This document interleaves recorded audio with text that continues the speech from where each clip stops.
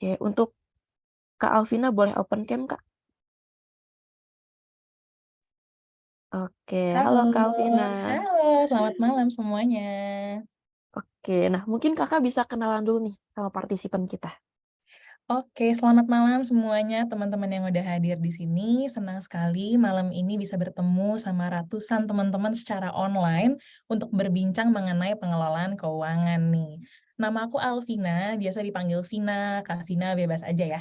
Aku bekerja di Pintarnya sebagai Head of Monetization, di mana secara singkat lingkup kerjanya tuh mengurus segala sesuatu yang berurusan dengan strategi keuangan.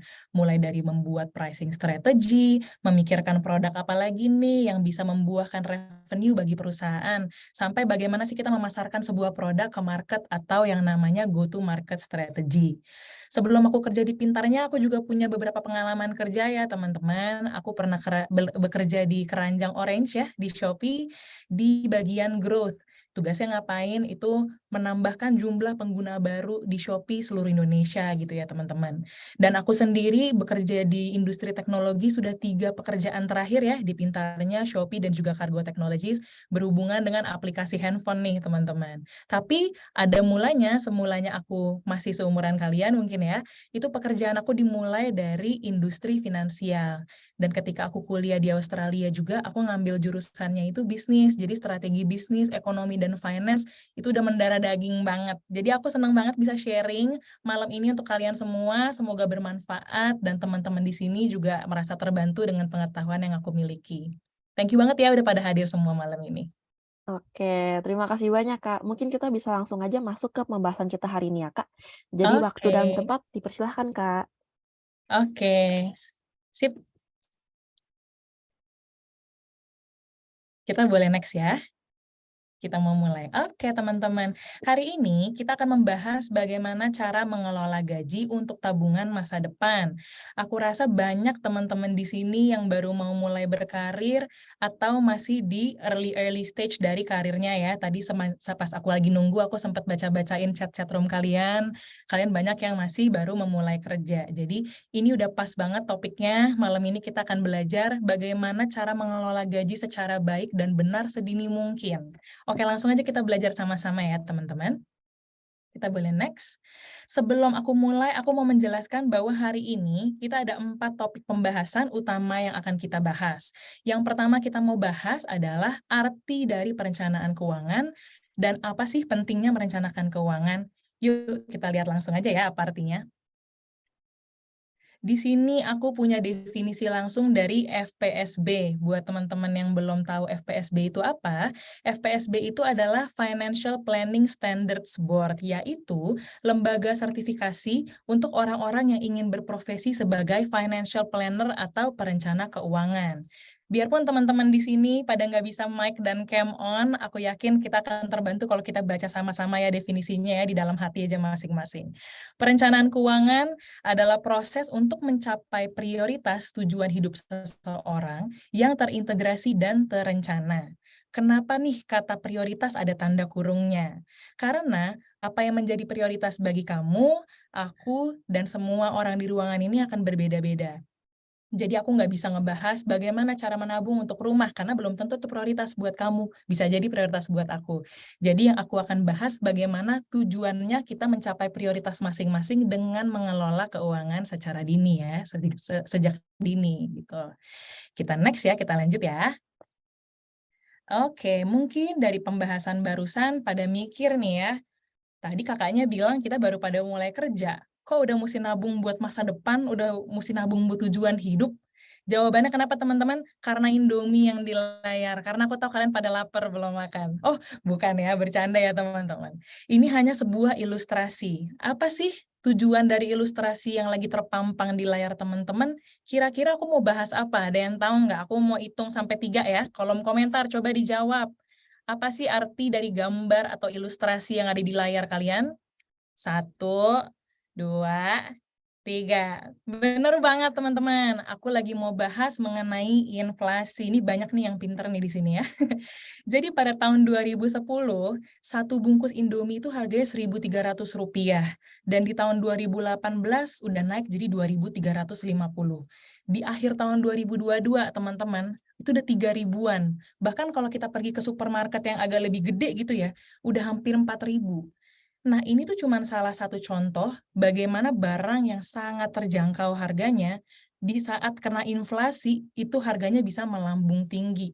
Bayangin aja teman-teman, dalam kurun kurang dari 12 tahun terakhir, Indomie aja harganya bisa naik lebih dari 3 kali lipat. Wow, itu luar biasa banget ya teman-teman. Kalau Indomie aja yang murah, harganya masih ribuan, bisa naik 3 kali lipat dalam kurang dari 12 tahun, gimana beras? Gimana minyak, gimana pendidikan, gimana biaya medis. Aduh, pusing banget deh.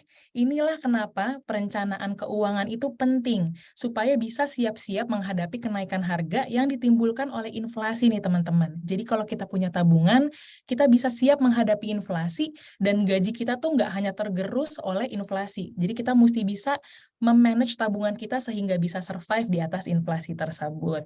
Kita lanjut dulu ya teman-teman. Nah, kalau tadi nih mungkin kita udah was-was aja nih ngelihat harga Indomie dan tiba-tiba jadi mikir gitu ya teman-teman. Ya, Indomie aja begitu gimana mau beli rumah ya? Gimana mau umroh? Gimana mau nikah? Tapi nikahnya masih maunya 5 tahun lagi karena aku baru mulai berkarir gitu ya. Apa mesti nabung dari sekarang? Terus kalau mau nabung dari sekarang juga, aduh mau nyisihin berapa ya per bulan?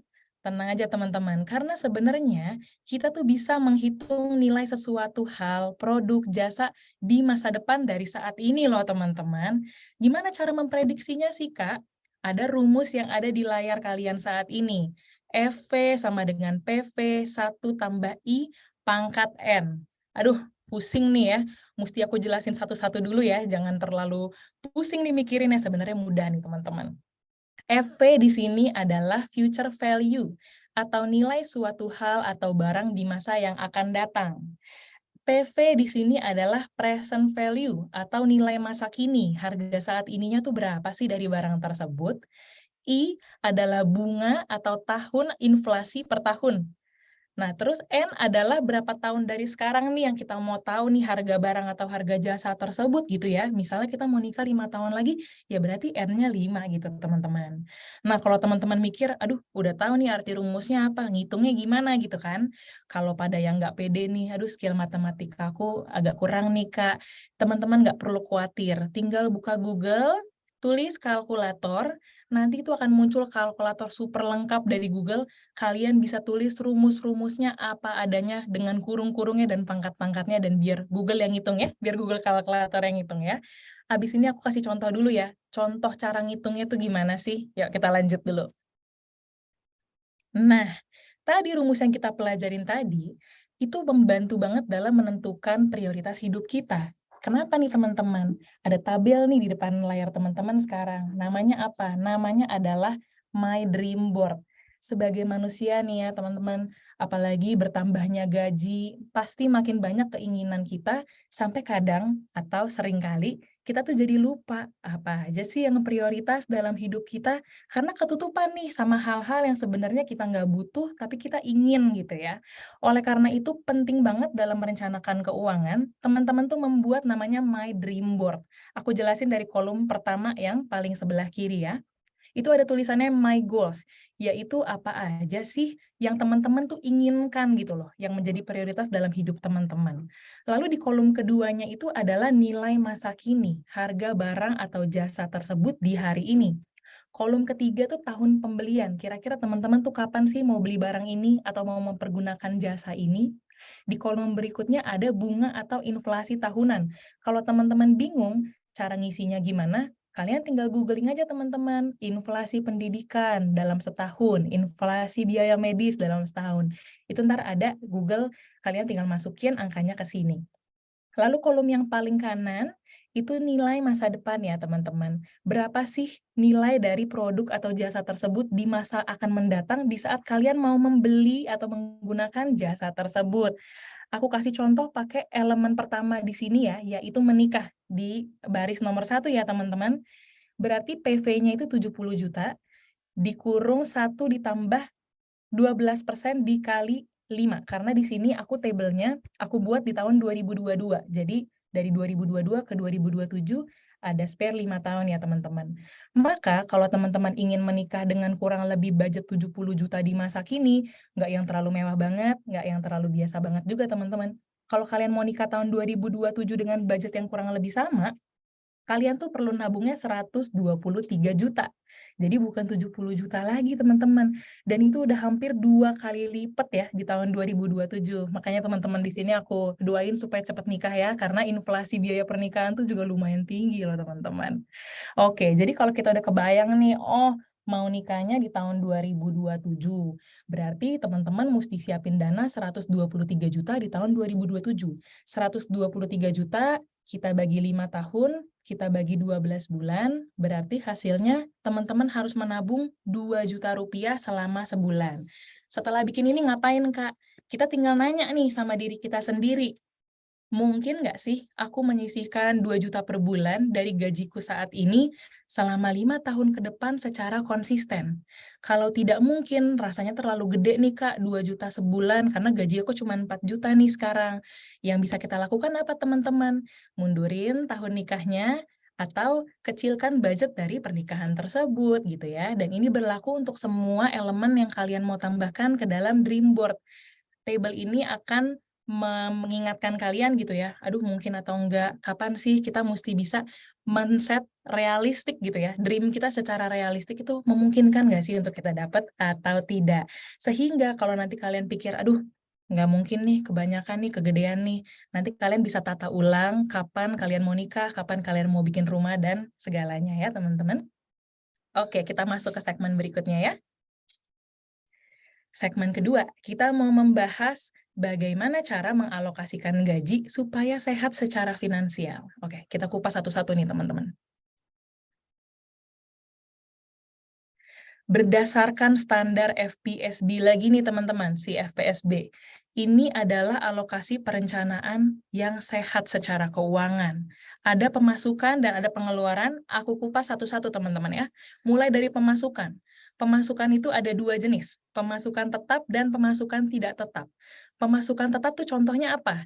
Gaji, penghasilan bisnis. Memang kalau kerja utama kita berbisnis, yaitu penghasilan tetap kita ya teman-teman. Dan juga ada pemasukan yang tidak tetap. Contohnya apa?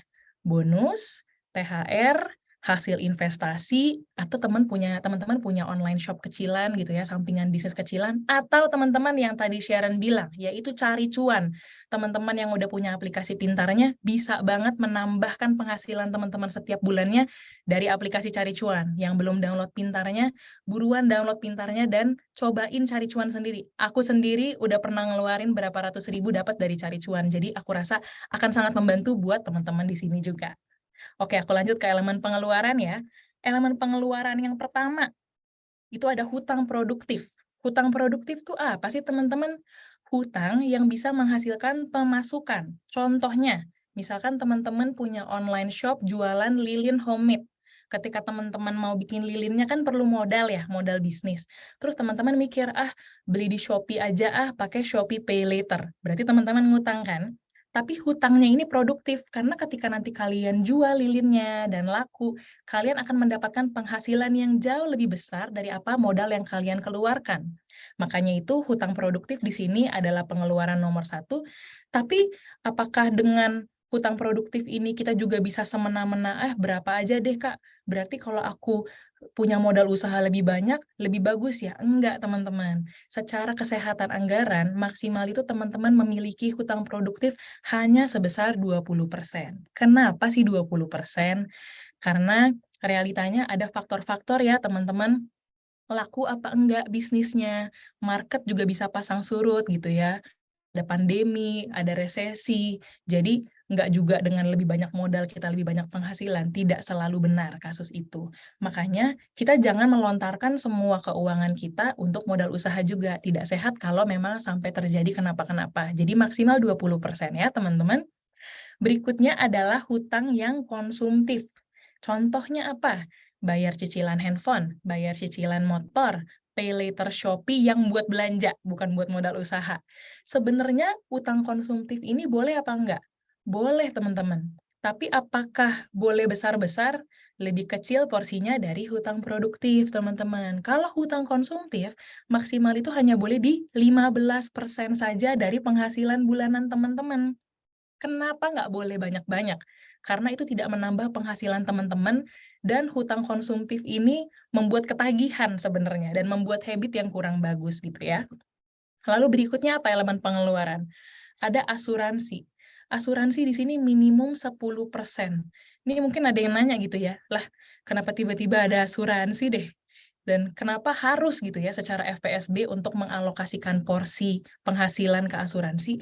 Karena teman-teman, dari berbagai jenis inflasi di bumi ini, salah satu inflasi yang paling tinggi pergerakan tahunnya itu adalah inflasi biaya medis. Nah, loh teman-teman, aku mau sharing satu fakta yang sebenarnya agak memprihatinkan gitu ya. WHO, World Health Organization, itu pernah bikin riset di Indonesia, teman-teman, di mana 70% orang Indonesia sebelum meninggal mengidap penyakit kronis terlebih dahulu. Dan kalau teman-teman tahu penyakit kronis gitu ya, kanker, stroke, jantung, itu benar-benar nggak murah sama sekali, teman-teman. Biaya perawatannya, tindakannya, itu mulai dari ratusan juta sampai miliaran. Jadi kalau teman-teman nggak punya asuransi, tiba-tiba harus ngeluarin ratusan juta sampai miliaran, itu pasti berat banget rasanya, dan akhirnya yang udah kalian tabung buat masa depan harus tergerus hanya untuk bayar biaya rumah sakit. Makanya penting banget buat kita menyisihkan dana untuk asuransi ya teman-teman. Beruntungnya kita tinggal di Indonesia, kita punya opsi untuk beli BPJS. BPJS ada beberapa kelas 1, kelas 2, kelas 3. Preminya per bulan mulai dari 35.000 sampai 150.000, dan itu adalah opsi yang menurut aku sangat bagus, sangat murah, dan sangat lengkap, karena BPJS itu mengcover hampir semua macam penyakit gitu ya teman-teman. Jadi kalau kalian nggak mau tabungan kalian tergerus, ingat juga untuk siapkan dana untuk pembayaran premi asuransi. Dan berikutnya, tabungan masa depan. Tabungan masa depan ini berapa sih jumlahnya? Minimum 10%. Kalau dibilang minimum 10% berarti lebih boleh ya. Karena kalau kita mau cepet-cepet mendapatkan apa yang kita mau di masa depan, ya nabung aja lebih banyak dari 10% gitu. Tapi minimum itu 10% ya teman-teman. Dan untuk proporsi pengeluaran terakhir, ini adalah pengeluaran yang paling umum untuk kita bertahan hidup setiap hari. Aku sebut di sini namanya belanja masa kini. 45% dari gaji total. Itu udah banyak banget ya teman-teman, dan itu maksimal. Aku mau kasih contoh, aku punya teman di sini namanya Amanda. Amanda memiliki penghasilan gaji bulanan tuh 4 juta rupiah, maka dia bisa, kalau kita kalikan ke persentase di atas ya teman-teman, 20% dari 4 juta hutang produktif 800.000, 15% dikali 4 juta sama dengan 600.000 untuk hutang konsumtif, dan seterusnya teman-teman. Jadi belanja masa kini untuk orang yang bergaji 4 juta sebulan, maksimal itu hanya boleh di 1,8 juta. Kalau kalian merasa gaji kalian sekarang kurang lebih 4 juta, tapi belanja masa kini kalian lebih dari 2 juta, ayo evaluasi ulang sehingga kita bisa sehat secara anggaran keuangan ya, teman-teman. Oke, aku mau lanjut ya. Tadi kita udah bahas mengenai alokasi anggaran. Sekarang aku mau bahas sama sesuatu yang tidak kalah penting gitu ya, yaitu menabung. Siapa nih yang di sini udah kerja lama tapi belum punya tabungan?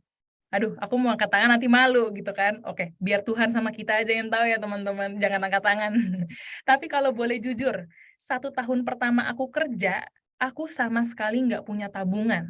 Karena aku selalu bilang sama diriku, ah nggak apa-apa lah hari ini makan mahal, capek banget nih, stres di kerjaan, nggak apa-apa, nggak apa-apa.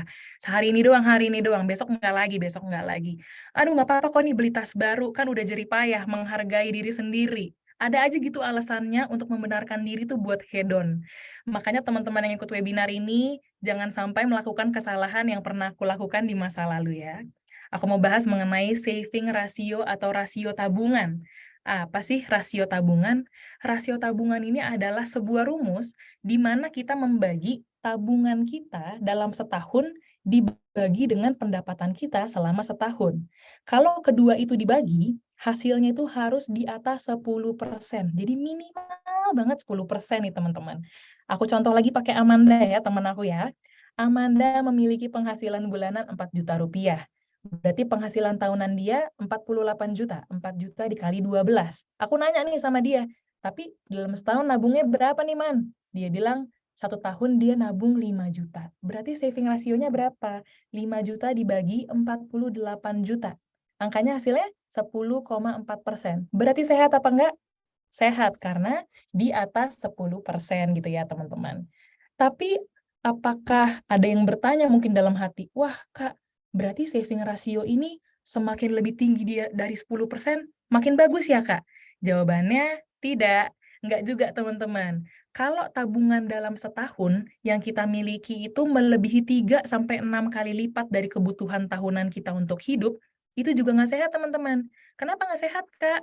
Karena kita punya dana pasif terlalu banyak, teman-teman. Kalau kalian udah punya dana simpanan 3-6 kali lipat kebutuhan kalian hidup dalam setahun, maka kalian udah mesti pindahkan itu dari bank, karena bunga bank itu kan nggak terlalu besar ya, teman-teman, dan berinvestasi di instrumen-instrumen investasi. Nanti aku akan bocorin beberapa instrumen investasi yang kalian bisa gunakan berdasarkan profil resiko kalian. Kita lanjut dulu sekarang ya. Oke, aku mau bahas sekarang apa aja kesalahan umum dalam mengatur keuangan. Ayo kita lanjut. Yang pertama nih ya, tidak bisa menentukan prioritas dalam hidup. Aduh, ini kendala yang dialami sama orang yang baru kerja, tapi siapapun mengalami ini, teman-teman. Aku mau sharing dikit, ada penulis asal Amerika, cukup terkenal, teman-teman, namanya Stephen Covey. Dia membuat buku yang sangat terkenal, berjudul 7 Kebiasaan Orang-Orang yang Sangat Efektif. Lalu dia menciptakan sebuah kuadran. Kuadran itu apa? Yang ada di layar, teman-teman, saat ini nih, yang bentuk tabel ini ya. Di atas tabel nih ya, secara horizontal, ada urgent dan not urgent yang melintang gini ya, teman-teman. Ada urgent dan not urgent. Artinya urgent dan not urgent itu apa? Mendesak atau tidak mendesak. Lalu dari secara vertikal nih ya, teman-teman, yang begini, ada important dan not important. Artinya penting atau tidak penting. Jadi ada 4 kuadran di sini ya, kuad 1, kuad 2, kuad 3, dan kuad 4. Kita bahas satu-satu, teman-teman. Kuadran 1 itu yang penting dan mendesak.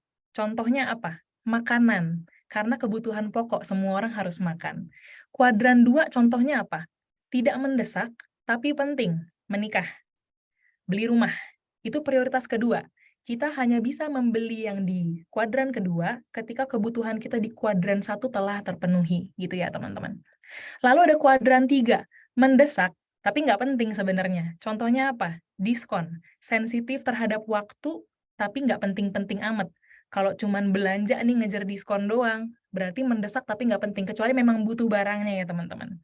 Lalu di kuadran terakhir, kuadran 4, tidak mendesak dan juga tidak penting. Contoh, beli handphone setiap tahun, itu nggak penting. Cuman karena tadi di kolom komentar banyak yang main Mobile Legends, mungkin aduh handphonenya udah nge-lag banget nih, nggak bisa main game lagi gitu.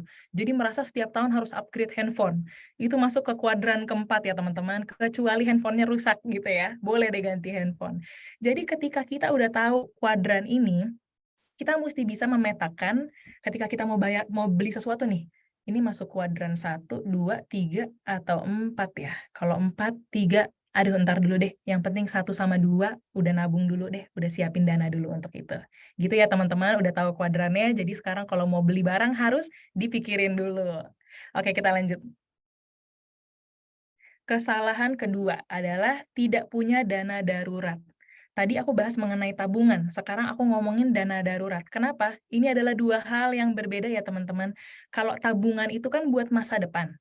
Kalau dana darurat itu buat kapan aja kita butuh, harus ada dana yang ready untuk dipergunakan. Misalkan nih, untuk kasus-kasus yang kita nggak bisa prediksi ya teman-teman, di PHK dari kerjaan, apalagi dalam situasi COVID begini ya, atau tiba-tiba kecelakaan, atau kita memerlukan perawatan insentif gitu ya. Berapa sih yang kita perlukan untuk dana darurat teman-teman secara sehat gitu ya. Sehatnya teman-teman memiliki 3-6 kali lipat penghasilan bulanan untuk dana darurat. Kenapa Kak 3-6 kali lipat dari pengeluaran bulanan gitu ya. Kalau sampai kita di-PHK atau kita kecelakaan atau kita dirawat secara intens, biasanya membutuhkan 3 sampai 6 bulan untuk sembuh atau untuk mencari pekerjaan baru. Jadi kalau kita punya dana darurat sebesar 3 sampai 6 kali lipat pengeluaran bulanan kita, harusnya cukup untuk kita menyambung hidup sampai kita sembuh kembali atau sampai kita bekerja kembali. Gitu ya, teman-teman. Oke, kita lanjut ya. Kesalahan nomor 3. Aduh, aku rasa banyak banget teman-teman di sini yang pernah mengalami apa yang dialami Mbak di foto kita yang ada di layar teman-teman saat ini. Dulu awal-awal munculnya paylater di bumi ini, aku pun mengalami apa yang dialami Mbak di foto ini gitu ya. Kesalahannya adalah terlalu banyak menggunakan paylater, pinjol, atau instrumen hutang lainnya. Teman-teman pasti udah pada ngerti ya dengan konsep paylater karena sekarang di mana-mana ada gitu ya, di keranjang ijo, oren, ojol, dan lain-lain. Kalau teman-teman ingat awal-awal mula pakai paylater, teman-teman tuh nggak pernah dikasih limit banyak-banyak sama perusahaan yang memberikan limit paylater. Kenapa? Karena paylater itu memang didesain seperti itu, limitnya naiknya tuh pelan-pelan. Nah ini tuh bahaya banget, karena kita nggak akan berasa teman-teman dia naik. Contohnya nih, tadinya dikasih limit 500.000, nggak habis nih tadinya, 500.000 dikasih masih sisa. Lama-lama 500.000 habis. Terus kita mulai pede nih, 500.000 aku bisa kok bayar. Dikasih naik limit jadi 700.000. Yah, kalau cuma beda 200.000 sama sekarang, masa iya nggak bisa bayar? Pasti bisa. Nah, memang ini adalah mindset yang mau ditimbulkan sama penyedia-penyedia paylater. Percaya ya teman-teman, karena kan aku juga dari keranjang orange nih, udah tahu nih ngurusin paylater memang begini gitu ya. Jadi itu membuat kebiasaan yang buruk bagi kita secara pelan-pelan dan kita nggak sadarin gitu ya teman-teman. Dan sekarang ada yang lebih parah lagi, paylater cicil. Ini ada monster baru lagi yang bisa membantu untuk mereka meraup lebih banyak lagi dari kantong kita tanpa kita menyadari gitu ya teman-teman. Ingat aja, paylater itu digunakan hanya sebesar apa yang kalian bisa bayar pada akhir bulan teman-teman. Paylater itu bukan fitur yang dibuat untuk kalian bisa membeli barang yang kalian tidak bisa bayar secara cash. Terus mikir, oh kalau cicil bisa. Enggak. Bukan itu fungsi dari paylater, jadi hindari supaya kita tidak mengalami apa yang dialami Mbak yang ada di foto ini ya, teman-teman. Terus kenapa sih teman-teman emang kalau paylater, sampai nunggak kenapa, Kak? Kayaknya emang sepenting itu banget ya kalau paylater kita sampai nunggak? Nih, aku share sedikit. Teman-teman tahu kalau nanti teman-teman mau pinjam uang ke bank untuk modal usaha, KPR, kredit kepemilikan motor, mereka akan mengecek rekor finansial dari teman-teman sekalian lewat yang namanya BI checking. Pada zaman dahulu, teman-teman, BI checking itu cuma bisa ngecek kredit teman-teman macet atau enggak dari kredit card dan sebagainya. Pada hari ini, BI checking itu sudah terintegrasi dengan pinjol, dengan paylater. Jadi kalau teman-teman nunggak di paylater atau di pinjol, itu masuk ke rekor teman-teman di BI checking. Sehingga nanti ketika teman-teman ada perlu ambil uang dari bank, perlu pinjam uang dari bank untuk beli rumah, untuk beli motor, mereka akan reject, mereka akan nggak terima gitu ya, nggak menerima pengajuan kalian karena track recordnya sudah dianggap buruk. Jadi jangan sampai perkara paylater nunggak 500.000 jadi nggak bisa cicil motor ya teman-teman. Oke, kita lanjut. Berikutnya, tidak menyiapkan dana pensiun. Mayoritas kita di sini masih dalam usia yang produktif, masih bekerja, masih bisa membiayai pengeluaran kita. Tapi setelah kita pensiun, mungkin umur 55, 60 tahun gitu ya, apakah setelah kita pensiun, kita jadi nggak punya pengeluaran, teman-teman? Apakah semua barang menjadi gratis? Sedihnya enggak gitu ya teman-teman. Jadi memang ada masa-masa di mana kita udah nggak produktif, sudah tidak berpenghasilan, tapi pengeluaran tetap berjalan. Banyak banget orang-orang yang tidak menyiapkan dana pensiun teman-teman, even artis sekalipun. Kalau kalian pernah baca di berita-berita gitu ya teman-teman, artis-artis yang masih jaya di usia produktif mereka, merekanya tuh lupa nyiapin dana pensiun. Dan akibatnya, ketika mereka udah beneran pensiun nih, udah nggak syuting, mereka harus menghadapi pensiunannya mereka dalam kondisi yang sangat sulit gitu. Padahal kalau mereka bisa sisihin dari muda, mereka tuh bisa pensiun dengan tenang. Makanya mulai sekarang, teman-teman nabung pelan-pelan untuk dana pensiun cukup ratusan ribu aja setiap bulannya, bahkan puluhan ribu. Itu berasa banget karena kita pensiun masih lama ya teman-teman, masih pada muda di sini.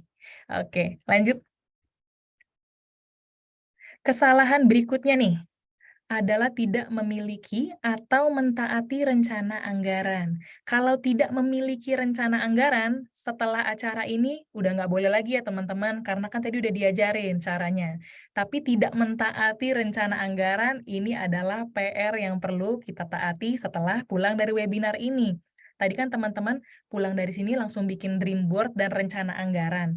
Jangan dinego, persentase dikecilin, itu nggak bisa ya teman-teman. Contohnya gini nih, misalkan kita mau tabungan masa depan harus minimal tadi 10% ya.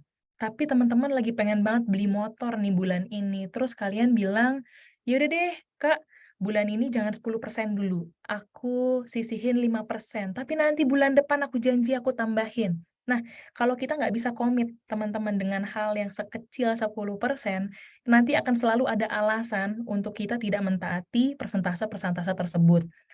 Bukan berarti kita tidak bisa membayar di bulan berikutnya, tapi biasanya menjadi kebiasaan.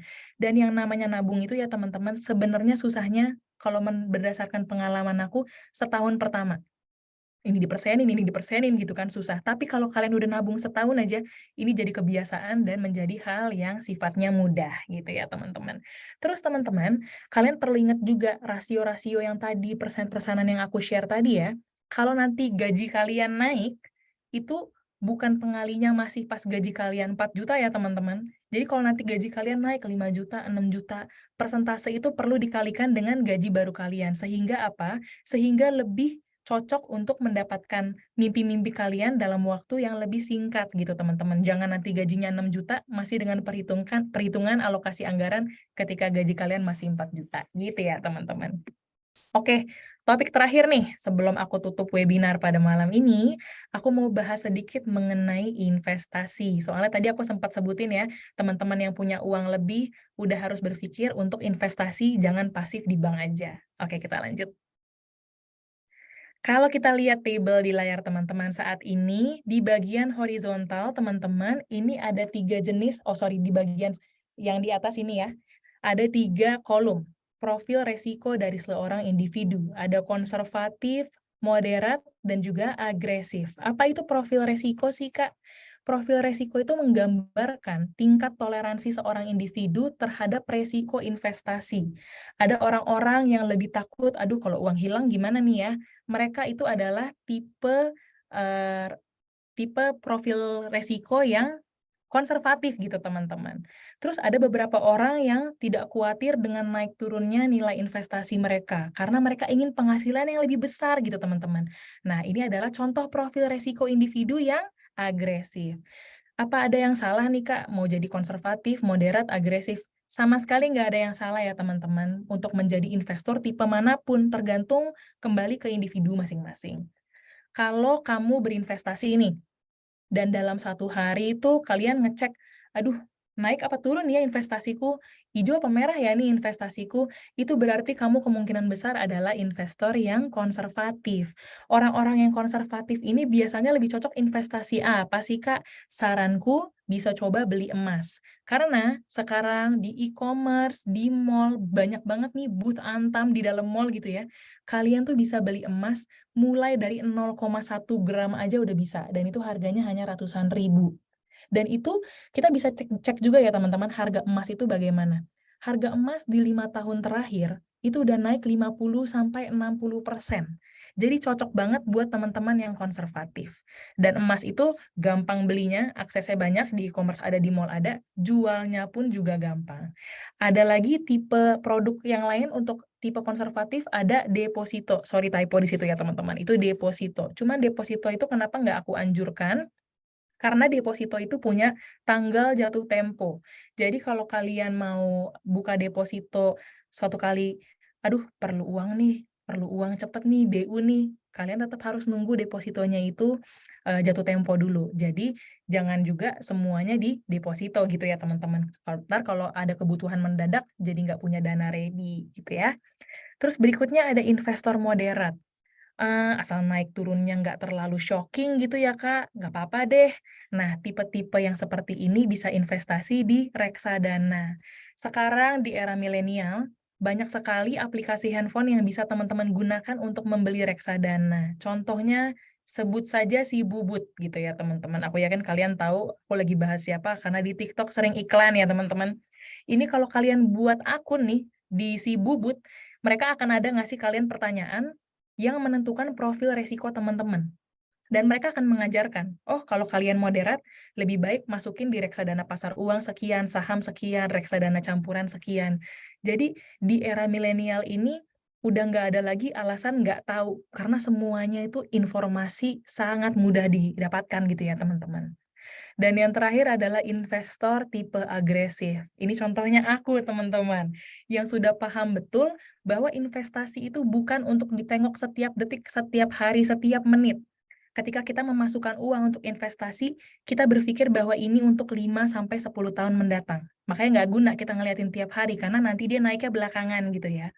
Rata-rata investasi yang aman, kalau 5-10 tahun dari sekarang kamu nggak tengok-tengokin itu ada saham, forex, ada P2P, cryptocurrency, tapi P2P dan cryptocurrency ini aku golongkan sebagai investasi yang cukup very high risk gitu ya teman-teman.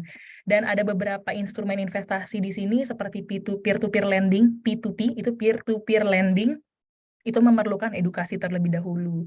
Kalau kalian mau investasi di forex atau cryptocurrency, kalian juga mesti belajar fundamental membaca candle, mesti belajar cara menganalisa tren, pattern, banyak sekali teori yang perlu dipelajari sebelum terjun nih ke produk-produk tersebut. Karena keuntungan memang tinggi, tapi resiko juga tinggi. Jadi kembali lagi kepada teman-teman, ada banyak opsi yang kalian bisa pilih untuk investasi, sehingga ketika nanti kalian punya cold money, uang dingin teman-teman, yang perlu dialokasikan lebih produktif ke instrumen investasi, kalian udah tahu apa aja yang kalian bisa beli. Gitu aja ya teman-teman, aku rasa pembahasan malam ini itu aja. Nanti kalau ada kesempatan lagi, aku nanti akan share deh bagaimana cara kita investasi ke setiap produk-produk yang berbeda. Thank you so much teman-teman, moga-moga apa yang aku share malam ini bermanfaat. Terima kasih. Oke, terima kasih Kak atas materinya. Nah, sekarang kita akan masuk ke sesi Q&A ya Kak. Pertanyaannya udah aku pilih dan aku bakal kirim ke kolom chat. Oke. Pertanyaan pertama ada dari Kak Wira. Bagaimana cara konsisten mengelola keuangan sedangkan kebutuhan hidup dan inflasi semakin meningkat? Kemudian, selain mengandalkan gaji dan investasi, bagaimana cara menghasilkan passive income?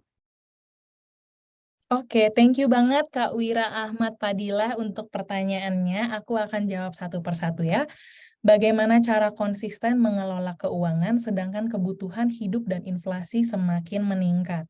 Jadi, dari alokasi anggaran dan persentase yang tadi aku kasih lihat nih Kak Wira, kita coba mulai dengan yang paling minim. Maksudnya apa? Tidak mungkin juga dalam satu hari tiba-tiba habit kita berubah. Oh, aku tabung nih 45% untuk belanja masa kini, 10% asuransi. Mungkin tidak akan sesempurna itu. Jadi kita harus latihan dulu, tapi jangan jauh-jauh dari persentase tadi gitu ya. Jadi oke, belanja masa kini kalau 45% susah banget nih, soalnya biasanya dari gaji bulanan aku pakai 70% buat belanja masa kini. Nggak apa-apa, bikin planning selama 3 bulan ke depan, bagaimana caranya kamu yang biasanya menghabiskan 70% dari gaji, akan menjadi 45% dalam waktu 3 bulan. Jadi memang ada proses sehingga kita bisa mempraktis persentase tadi secara committed gitu ya, secara dengan committed. Dan bagaimana sedangkan kebutuhan hidup dan inflasi semakin meningkat. Nah, ini yang tadi aku bilang, kita mesti memperhitungkan dulu apa yang menjadi prioritas kita di masa depan, sehingga kita bisa memperhitungkan berapa yang perlu kita siapkan untuk menghadapi inflasi.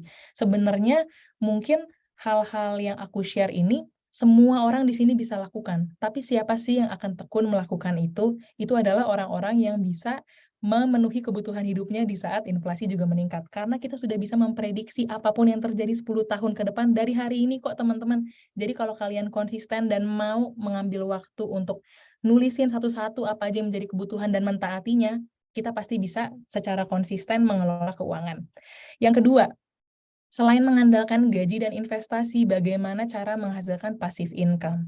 Kalau memang punya uang yang lumayan banyak, uang dingin, bisa mencoba bisnis kecil-kecilan ya teman-teman. Dalam kondisi pandemi ini aku tidak menyarankan juga untuk langsung terjun di membuat bisnis secara offline, karena ada Shopee, ada Tokopedia, teman-teman bisa gunakan untuk coba dulu nih jual produk kalian. Kenapa? Kalau kalian mau berbisnis secara offline, modalnya jauh lebih besar pasti ya teman-teman, harus ada sewa segala macam. Dengan adanya e-commerce ini, membantu kalian memudahkan untuk mencoba dulu nih, ada nggak sih pangsa pasar dari produk yang aku mau jual tanpa harus mengeluarkan biaya apapun. Jadi bisa dicari sampingan seperti itu ya teman-teman. Dan untuk passive income lainnya, kalau kalian juga di masa-masa ini, aku juga mau saranin untuk ekstra hati-hati ya teman-teman, karena banyak skema-skema MLM di luar sana yang akhirnya menjadi tipu.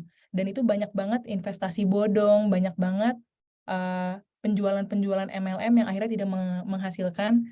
Tolong aktif-aktif googling, cari tahu mengenai informasi-informasi mana aja investasi-investasi bodong di luar sana, sehingga kita bisa menghasilkan passive income dari yang sudah pasti-pasti aja ya, bisnis sampingan, investasi, dan sebagainya. Terima kasih. Oke, terima kasih Kak atas jawabannya. Kita ke pertanyaan selanjutnya ya Kak. Ada dari Kak Fauzandi. Kak, gimana sih caranya biar bisa nabung yang konsisten? Dan gimana caranya menahan diri untuk tidak keluarin uang untuk hal-hal yang sebenarnya tidak perlu atau penting? Makasih Kak. Oke, aku share tips yang aku sendiri pakai ya teman-teman. Jadi di aplikasi handphone kalian nih, kalau kalian ke App Store atau ke Play Store, kalian bisa cari expense tracker teman-teman. Aku coba tulis di kolom komentar ya.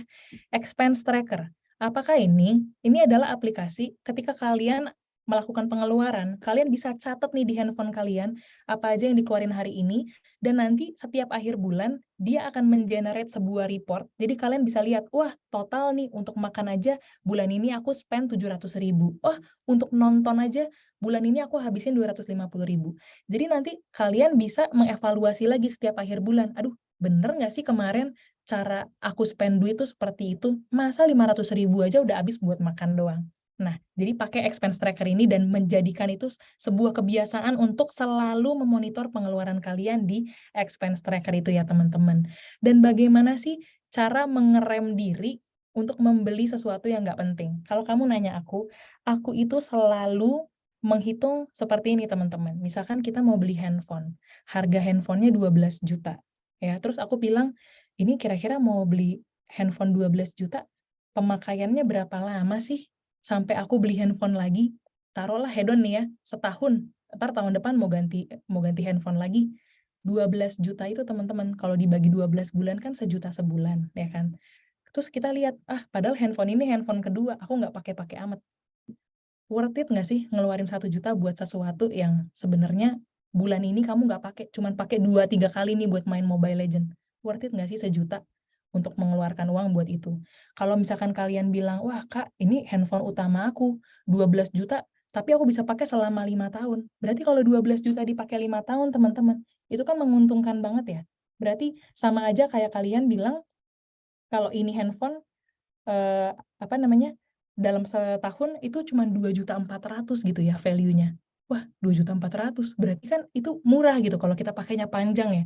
Jadi setiap kalian memberi barang, kalian tuh mesti pikirin harganya berapa, berapa lama kalian akan pakai barang itu, baru kalian bisa memetakan, wah ini worth it atau enggak ya, jadi murah apa jadi mahal. Aku kasih contoh yang lain lagi ya. Misalkan kalian mau olahraga Muay Thai gitu ya, terus mau beli boxing glove nih, apa, sarung tangan tinju. Kalian mikir, Muay Thai ini beneran pengen banget atau pengen-pengen aja sih? Harga glove-nya 1 juta nih. Ya, kalau misalkan harganya 1 juta, berarti setiap bulan aku mesti pakai berapa kali nih daripada aku sewa glove di sanggarnya, ini lebih menguntungkan. Kalau aku setidaknya dalam sebulan pergi Muay Thai 8 kali. Bisa nggak komit pergi Muay Thai 8 kali? Supaya apa yang kalian keluarin buat beli sarung tangan tinjunya itu bisa balik modal. Gitu ya teman-teman. Jadi ekstra hati-hati dalam berhitung dan memikirkan penggunaan itu akan worth it apa enggak dalam waktu yang panjang, jangan waktu yang dekat. Terima kasih. Oke, terima kasih Kak atas jawabannya. Nah, kita ada pertanyaan selanjutnya nih dari Kak Ruli. Kak, mau tanya tentang dana darurat dong. Saya masih bingung bagaimana sistem untuk menyiapkan dana darurat. Kan Kak Vina bilang itu beda sama tabungan ya, Kak. Kira-kira baiknya dana darurat itu persentasenya berapa persen dari gaji bulanan, Kak? Terima kasih. Oke, terima kasih Ruli atas pertanyaannya. Untuk dana darurat sendiri, Ruli, baiknya itu 3 sampai 6 kali lipat dari apa yang Ruli keluarkan setiap bulan. Jadi bukan dari gaji, tapi dari berapa biaya hidup Ruli selama sebulan dikalikan 3 sampai 6. Kita ambil 6 aja ya, yang aman. Misalkan gajinya Ruli 4 juta, tapi Ruli merasa, ah pengeluaran aku sih setiap bulan paling cuman 2 juta gitu ya. Maka kamu kalikan sama 6 bulan, berarti kamu perlu 12 juta Ruli, gitu. Jadi konsepnya adalah untuk menyambung hidup selama kamu tidak bisa bekerja. Selama masih sakit, atau selama masih di PHK, belum dapat kerjaan baru. Jadi cukup untuk menyambung hidup selama 3 sampai 6 bulan aja, dana darurat itu udah cukup. Jangan kebanyakan juga dana darurat ya, nanti malah nggak bisa nabung gitu ya. 3 sampai 6 kali, itu udah cukup. Dan, wah Kak, nanti gimana kalau udah 6 bulan belum dapat kerjaan baru? Itu makanya, kita cari kerja di pintarnya ya. Mudah-mudahan kalian bisa cepat dapat interview, kalian bisa, perkaya lagi diri kalian dengan skill-skill yang ada, dan kalian bisa dapat kerjaan lebih cepat dari 6 bulan, pastinya dong. Semangat ya teman-teman. Thank you. Oke, makasih, Kak. Kita ke pertanyaan terakhir nih, Kak. Oke, ada dari Kak Hagaria. Malu bertanya sesat di jalan. Untuk itu saya ingin mengajukan pertanyaan. Oke, mungkin banyak dari peserta di sini yang umurnya cukup muda. Dan ya saya juga berada pada umur yang masih sangat dangkal untuk keuangan. Namun saya cukup berani untuk melangkah ke pernikahan di usia muda ini. Apa bisa cara tersebut diterapkan untuk mengatur keuangan jika sudah berkeluarga? Oke, terima kasih banyak Hagaria Erlambang untuk pertanyaannya. Tadi alokasi anggaran yang aku share, itu bisa berlaku untuk mau single, mau punya anak 2, mau punya anak 3, mau menikah, itu bisa dipergunakan dengan alokasi persentase yang sama. Jikanya kamu berpikir, oh nanti kalau udah punya tanggungan lagi, pasti pengeluarannya akan semakin besar. Maka kamu mesti bisa kencangkan ikat pinggang kamu di hal-hal yang tidak terlalu prioritas, seperti belanja masa kini untuk diri sendiri. Karena yang namanya udah punya tanggungan, kamu mesti bisa memorsikan mana yang buat istri, mana yang buat anak, mana yang buat pendidikan. Dan itu semua harus bisa tercukupi dari belanja masa kini ya, Hagaria. Jadi, biarpun kita punya tabungan, belanja masa kini kita itu sudah mencangkup tanggungan-tanggungan kita. Jadi bukan buat porsi baru lagi, tapi si 45% belanja masa kini dari alokasi kamu tadi harus cukup untuk semua tanggungan kamu. Kalau memang mau menikah di usia muda, tanya lagi sama diri sendiri, apakah 45% dari penghasilan aku sudah cukup untuk membiayai aku dan tanggungan-tanggunganku yang lain? Semangat ya yang mau nikah muda. Oke, nah pertanyaan Kak Hagari ini menjadi pertanyaan terakhir kita di sesi Q&A hari ini ya Kak. Karena Oke. mengingat waktu juga nih Kak, kita nggak mungkin bisa jawab lebih dari 54 pertanyaan. Oke. Oke, nah mungkin apakah Kakak ada kalimat terakhir nih Kak, sebelum kita menutup webinar hari ini? Oke. Kalimat-kalimat terakhir, nah dari aku, terima kasih banyak semuanya untuk datang, di webinar kali ini. Please terus ikutin webinar-webinar pintarnya yang lain dan maksimalkan potensi kalian untuk mendapatkan penghasilan tambahan dengan cari cuan ya teman-teman.